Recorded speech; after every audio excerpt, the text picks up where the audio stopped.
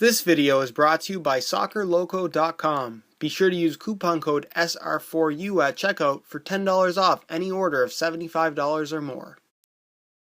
Hey guys, Josh from SoccerReviewsForYou.com bringing you my review of the Adidas Predator LZ2 SL.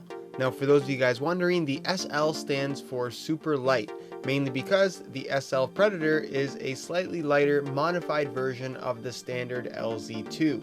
Now when it comes to fit and sizing, the overall shape of the LZ2 SL is very similar to the standard LZ2. The only difference you're going to find is the sizing. Instead of wearing my usual size 9 US, I had to go up to a 9.5. So if you are looking to order a pair of LZ2 SLs, I would strongly recommend going a half size up. Other than that, it is suitable for most foot types. Just keep in mind that the single layer sprint skin synthetic upper doesn't have quite as much stretch to it as the hybrid touch synthetic found on the standard LZ2. The first thing that anybody's going to notice coming from any shoe to the LZ2 SL is how much extra grip that it provides on the ball. It's one of those elements that isn't for everybody, and if you don't like having a lot of extra grip on the ball, I would probably stay away from the LZ series altogether. But once you do get used to it, and I'm one of those people that generally isn't a huge fan of rubber elements, it really does offer a very controlled sensation on the ball, allowing you to really manage the amount of spin on the ball at pretty much all times using any part of your foot, mainly because all 5 lethal zones cover the entire upper of the shoe. And they have been redesigned coming from the original LZ in that they are kind of more dispersed, they're more evenly spaced out, they're more heavily textured, and they're a lot more flexible, giving the shoe a much more natural feel than the original Predator LZ, which was one of my major complaints with that particular shoe. Again, with that being said, this is not a shoe for everybody, and if you don't like having a lot of grip on the ball, I would probably stay away. But if you are looking to try something new, it's definitely something to consider. I'm sure the main question that everybody wants answered is the Predator LZ2 SL worth it over the standard LZ2, because it does cost $30 more? And the answer to that question is really based on personal preference.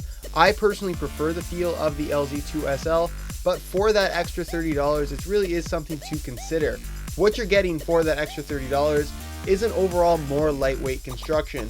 Basically what Adidas did with the LZ2 SL was combine the upper of an LZ2 with the sprint frame one-piece sole plate and heel counter of the F50 Adizero, as well as a single layer sprint skin synthetic upper, as opposed to a synthetic leather feeling upper like hybrid touch featured on the standard LZ2. So the final product, like I said, is a noticeably lighter version of the LZ2. It still has the same shape, it still has the same fit, and it feels just as comfortable. It's just a little bit lighter. So if that's worth it to you, then I would definitely go for the LZ2 SL. I would also argue that the thinner upper does make for a slightly more responsive feel.